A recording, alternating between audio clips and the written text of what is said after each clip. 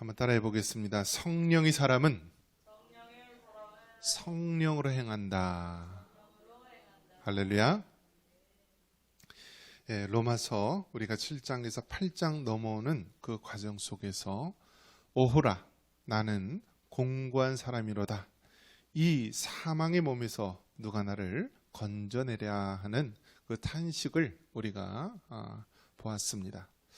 그러면서 로마서 8장 1, 2절은 이제 극적인 전환을 이루게 됩니다. 그러므로 이제 그리스도 예수 안에 있는 자에게는 결코 정죄함이 없나니 이는 그리스도 예수 안에 있는 생명의 성령의 법이 죄와 사망의 법에서 우리를 해방하였다고 말씀하고 있습니다. 자, 여기서 볼 때 어떻게 오호라 나는 공고한 사람이로다 이 상황에서 그러므로 이제 그리스도 예수 안인 자에게는 결코 정죄함이 없다라는 이러한 터닝 포인트, 전환점이 될 수 있었을까? 이것은 성령의 사람만이 가질 수 있는 그러한 모습이기도 합니다. 그래서 성령의 사람, 이것은 무엇인가? 성령님을 모신 사람을 말합니다. 한번 따라해 볼까요? 성령의 사람, 성령님을 모신 사람. 여러분 얼마나 멋있는 말입니까? 우리 그리스도인들, 예수님을 구주로 믿고 하나님의 자녀가 된 우리들은요, 다른 말로 한다면 성령의 사람이다. 즉 성령님을 모시고 사는 사람이다 라고 말할 수가 있는 것입니다. 그래서 책의 제목 중에 보면 영에 속한 사람 이런 제목도 있는데요, 한마디로 성령의 사람이다. 즉 성령님을 모시고 사는 사람, 성령님과 함께 이 땅에 살아가는 사람이라고 말할 수 있습니다. 자, 그러면 우리가 믿는 성령님, 우리가 아는 성령님 어떤 분이십니까? 성령님은요, 삼위일체 하나님, 전능하신 하나님, 인격적인 하나님이십니다. 성령님을 단지 한 힘이나 또 어떤 우리가 무엇을 성취하기 위한 어떤 눈에 잡히지 않는 그런 힘이나 영역 정도로 여기면 안 되고요. 성령 하나님은 어미하신 하나님이십니다. 하나님, 전능하신 하나님이시고요. 성령 하나님은 천지를 창조하실 때도 성부 하나님과 성자 예수님과 함께 삼위 하나님께서 창조에 함께 하셨고요.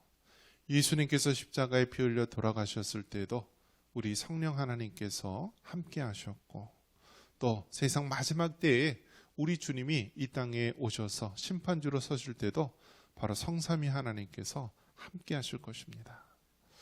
그렇기 때문에 우리는 성령님을 어떤 능력이나 어떤 힘으로 우리가 대우하는 것이 아니라 인격적인 하나님, 또 전능하신 하나님으로 우리가 대우하고 또 섬기며 나아가야 됩니다.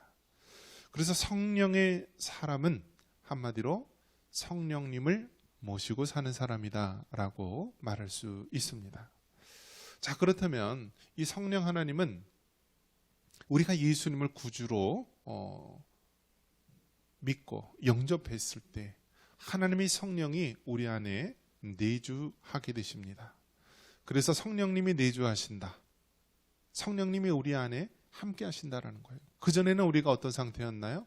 그전에는 우리의 영이 죽은 상태였고요. 하나님과 죄로 인하여 단절된 그런 상태였습니다. 그렇기 때문에 하나님과 전혀 상관이 없고 우리는 이 세상에 있는 악의 영, 사단의 영, 귀신의 영에 늘 지배를 받고 억눌림과 종으로서 노예로서 살아오게 됩니다. 그런 가운데 우리가 예수님을 만나게 되고 예수님의 그 십자가의 구속의 역사를 통하여서 우리의 모든 죄를 사함받게 되는 것이고요. 하나님의 자녀로서 너는 내 자녀다 라고 인침을 받게 되는데, 그게 바로 성령님이 우리 안에 내주하는 사건입니다. 그래서 우리는 이것을 성령 세례라고 합니다. 성령 세례란 하나님의 영이 우리 안에 임하게 되는 거예요. 그래서 이 성령 세례 사건을 받게 되면은 어떤 일이 벌어집니까? 하나님의 말씀이 믿어지고요.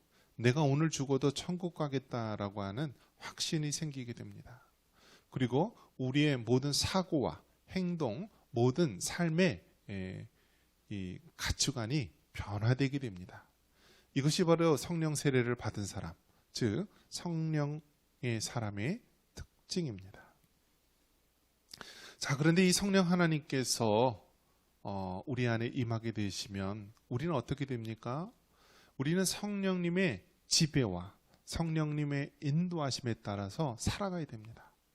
그런데 우리가 예수님을 바로 믿은 다음에 과연 그렇게 됩니까? 그렇지 않은 경우를 얼마나 많이 보게 됩니까? 마치 여러분 재판장에 딱 서면 어떻습니까? 재판장에 서면 요즘 TV 드라마에서 이상한 변호사 우영우라고 하는 드라마가 인기가 있는데요. 이 자폐 장애를 안고 있는 이 천재 변호사가 나옵니다. 그래서 자폐증이기 때문에 이 자폐증에 걸린 사람은 나만 알지 너라는 개념, 우리라는 개념이 굉장히 부족합니다.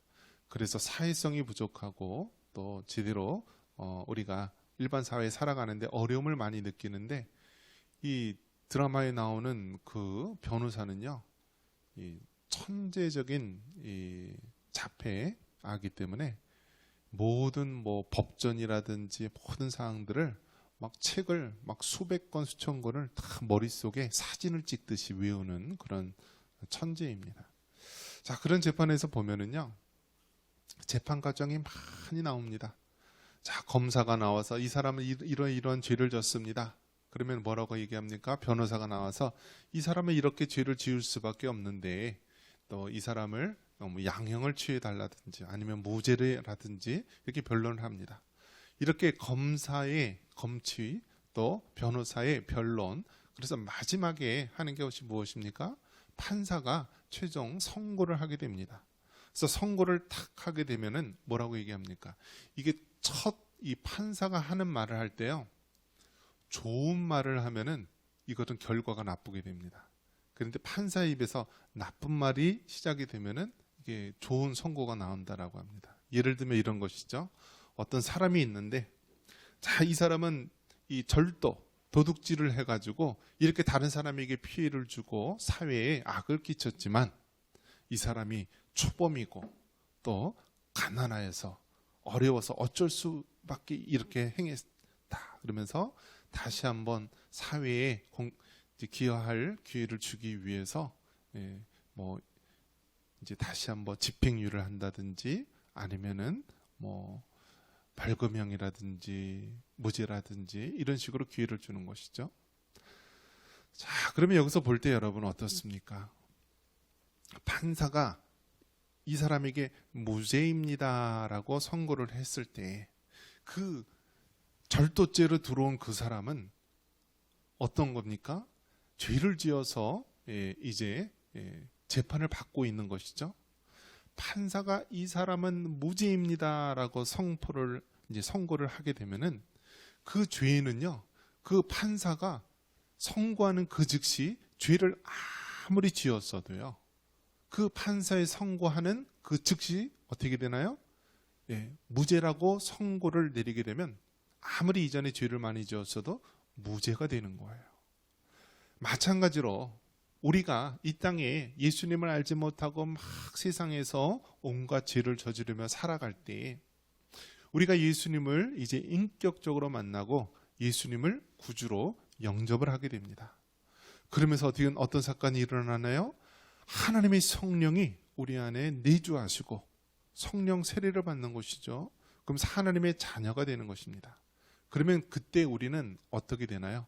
우리는 죄인의 신분에서 그 즉시 의인의 신분으로 되는 것입니다. 그래서 이것을 뭐라고 얘기하냐면 칭의라고 합니다. 의롭다, 칭하여진다, 의롭게 되어진다라는 거예요. 언제요?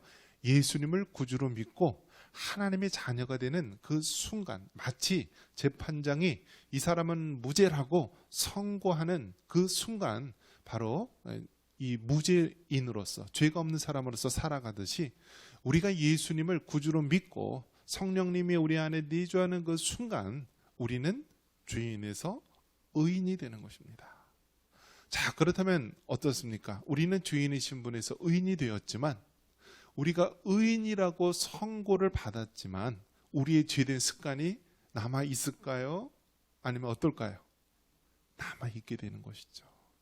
그렇기 때문에 우리가 아무리 죄가 없는 사람이라고, 이 사람은 이제 죄인에서 의인이 되었다고 선고를 내렸을지라도 우리의 죄된 성품이 아직 남아 있어요.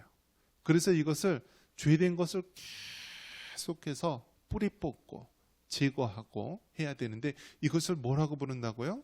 성화라고 부르는 것입니다. 즉 거룩하게 변화되어 가는 과정을 말합니다. 그렇기 때문에 여러분, 우리는요 예수님을 믿고 하나님의 자녀가 되었고 성령님이 우리 안에 내주하심으로 말미암아 우리는 성령의 사람이 된 것입니다. 그런데 우리는 항상 성령 충만하지 못하고 성령의 인도하심에 따라 살아가지 못할 때가 많이 있어요. 왜 그렇죠? 우리가 믿는 하나님은 우리를 로봇처럼 다스리시는 하나님이 아니에요. 마치 컴퓨터 프로그램에 의해서 막 이렇게 명령어를 집어넣어서 막 기계가 이렇게 동작을 하듯이 하나님이 우리를 그렇게 지배하는 것이 아니라 하나님이 우리를 지배할 때는요 인격적으로 우리를 지배하는 거예요. 그래서 우리에게 선한 의지를 주고요 하나님의 말씀대로 순종할 수 있는 그런 마음을 주셔서 우리가 하나님의 말씀대로 순종할 수도 있고요 혹은 어떻게 해요? 우리가 순종하지 못할 때도 있어요. 그것이 바로 하나님께서 우리를 다스리시는, 대우하시는 그런 방법입니다.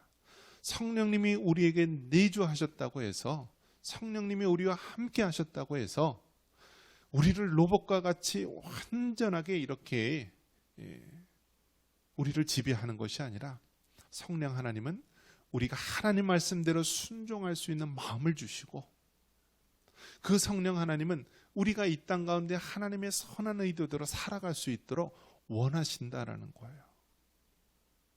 우리를 로봇과 같이 손과 발과 모든 것들을 그렇게 좌지우지하시는 분이 아니라 우리의 인격적으로 하나님을 대우하고 우리의 하나님이 주신 그러한 자유의지를 가지고 하나님의 말씀대로 순종할 수 있는 그러한 마음을 주시는 것입니다. 그래서 우리는 어떤 거예요? 예수님을 믿고 하나님의 자녀가 된 이후, 즉 성령의 사람이 된 이후에도 우리는 하나님 말씀대로 순종하며 살아갈 때도 있지만 때로는 순종하지 못하고 죄의 미혹에 넘어지고 쓰러질 때도 많이 있는 것입니다. 그래서 성령을 따라, 성령의 지배를 따라 살아가게 되면은 우리는 정말 하나님 안에서 그러므로 이제 그리스도 예수 안에 있는 자에게는 결코 정잠이 없느니라 라는 모습으로 살아갈 수 있지만 우리가 성령의 지배를 받지 않고 성령의 그 인도하심 속에 살아가지 않는다면 우리는 어떤가요? 오호라, 나는 공고한 사람이로다. 이 사망의 몸에서 누가 나를 건져내랴? 그렇게 침체에 빠질 수밖에 없는 것입니다.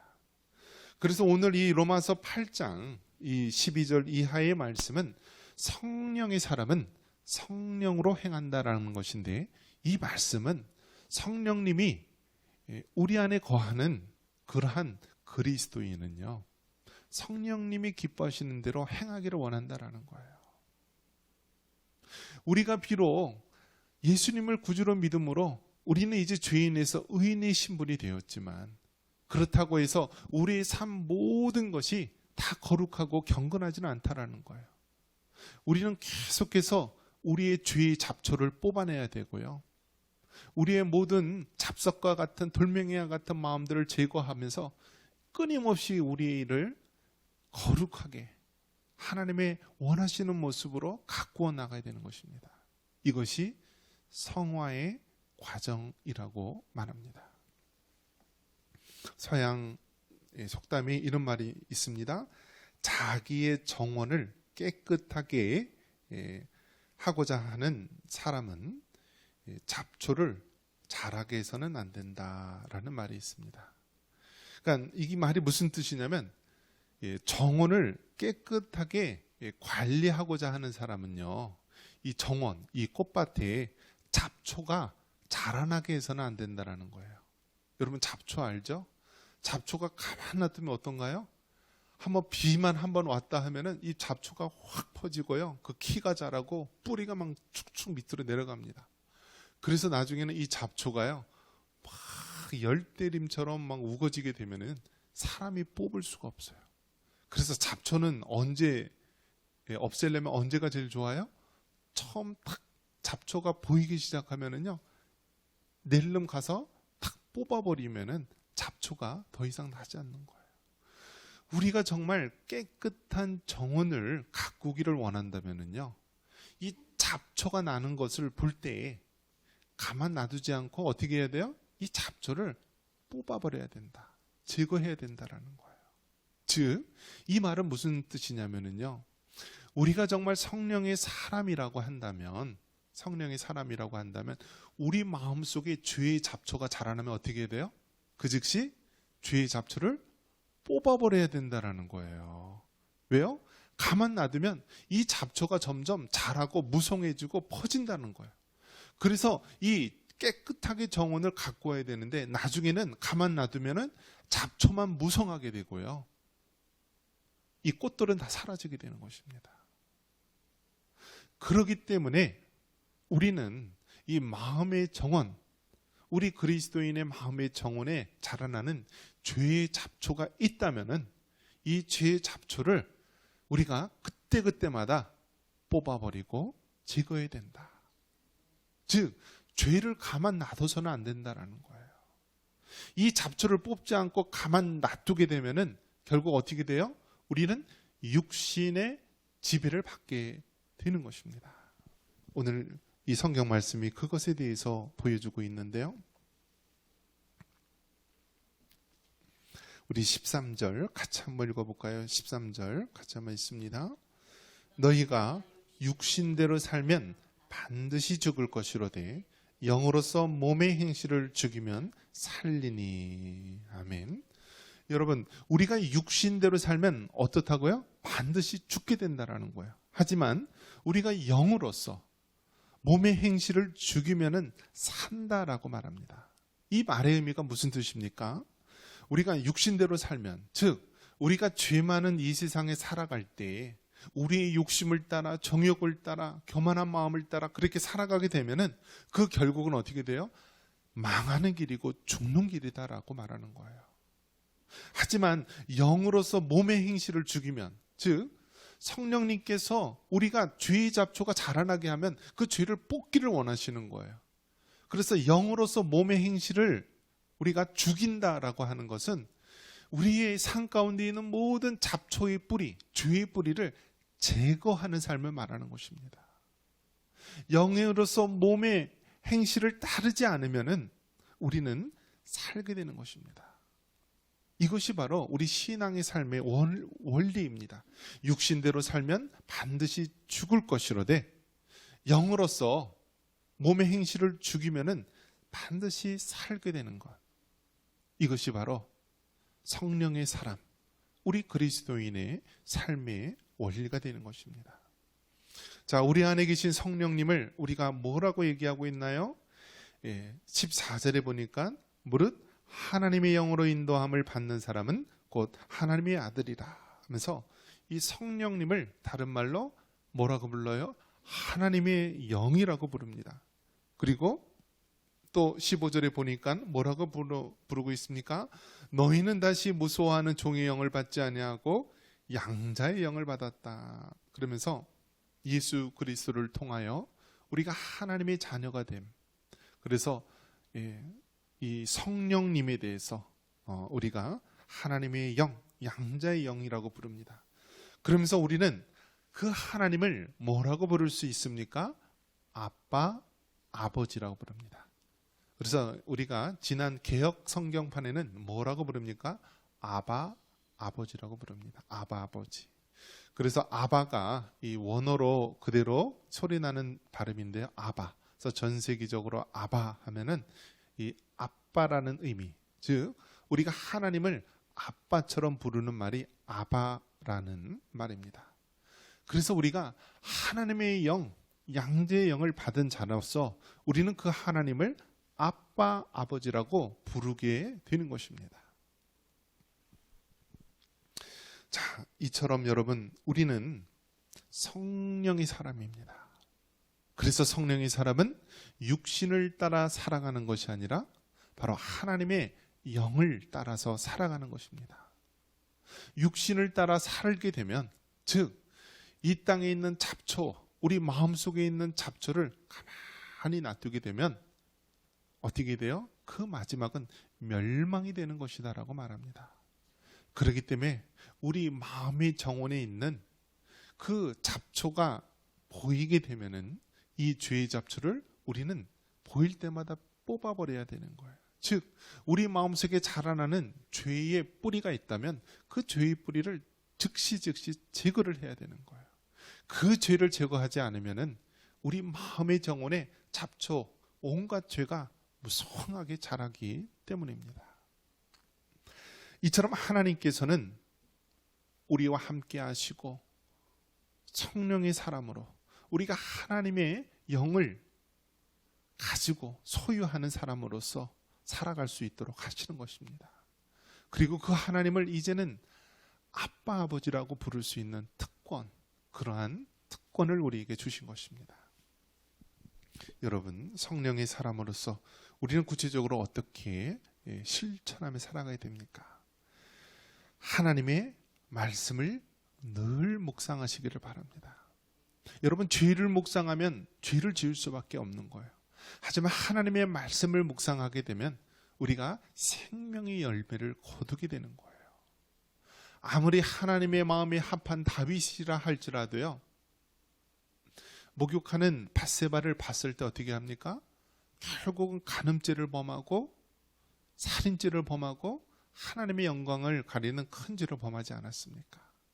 하지만 우리가 이 죄의 잡초를 뽑아내고 육신에게 져서 육신대로 살 것이 아니라 성령이 원하시는 대로 우리가 살게 되면 살 길을 얻게 되는 것입니다. 그래서 하나님의 말씀, 성경 말씀을 묵상하게 되면 반드시 하나님이 기뻐하는 열매를 우리가 얻게 되는 거예요. 요즘 어떻습니까? 얼마나 많은 젊은이들, 얼마나 많은 자녀들이 하나님의 말씀인 성경을 묵상하기보다는 스마트폰과 세상의 죄악을 묵상하게 됩니까? 아프리카 지역에서도 이 에이즈 환자가 줄어들고 있는데요. 전 세계에서 유일하게 에이즈 환자가 늘어나는 나라가 우리 대한민국입니다. 이것을 지금 쉬쉬거리고 있어요. 이 해마다 1000명이 넘는 새로운 동성애자가 에이즈 환자가 생기게 되는 거예요. 그런데 그 에이즈 환자의 40%가 10대하고 20대라고 합니다. 앞날이 창창한 우리 젊은이들이 그렇게 에이즈에 걸려서 후천성 면역 결핍증에 걸려서요, 그렇게 폐인이 돼서 죽어가게 되는 것입니다. 죄를 묵상하는 자, 그 마지막은 어떻다고요? 결국 멸망으로 끝나는 것이 성경의 가르침인 것입니다. 그렇기 때문에 여러분, 우리는 철저하게 우리의 자녀들과 맡겨진 영혼들이 세상의 문화를 묵상하고 세상의 죄악을 묵상하는 것이 아니라 하나님의 말씀인 성경 말씀을 늘 묵상하며 살아갈 수 있도록 해야 하는 것입니다. 그리고 또 우리는 무엇을 해야 합니까? 오직 기도와 간구에 힘쓸 수 있도록 해야 되는 것입니다. 성령 하나님께서 우리에게 원하시는 것이 무엇입니까? 기도하는 것, 하나님 앞에 간구하는 것을 기뻐하십니다. 그렇기 때문에 성령의 사람은 늘 하나님 앞에 기도하고 간구하게 됩니다. 나 자신의 거룩을 위해서 기도해야 되고요. 우리에게 맡겨진 가정과 그 자녀들을 위해서 기도해야 합니다. 또 우리의 교회와 이 시대의 모습을 바라보면서 기도해야 되고요. 열방의 선교를 위해서, 우리 주님 오실 날을 위해서 우리는 기도해야 합니다. 이것이 바로 성령의 사람, 즉 성령님을 모시고 사는 삶의 모습입니다. 여러분, 성령의 사람은 성령으로 행한다고 말씀하고 있습니다. 예수님을 구주로 모시고 믿는 우리들은 이미 성령의 사람이 되었습니다. 성령의 사람이 된 우리들은 육신의 이 몸의 행실을 죽이고 죄의 잡초를 뽑아내고 늘 성령님이 인도하시는 대로 살아가야 됩니다. 이것이 우리 그리스도인의 삶의 본분임을 믿으시기 바랍니다.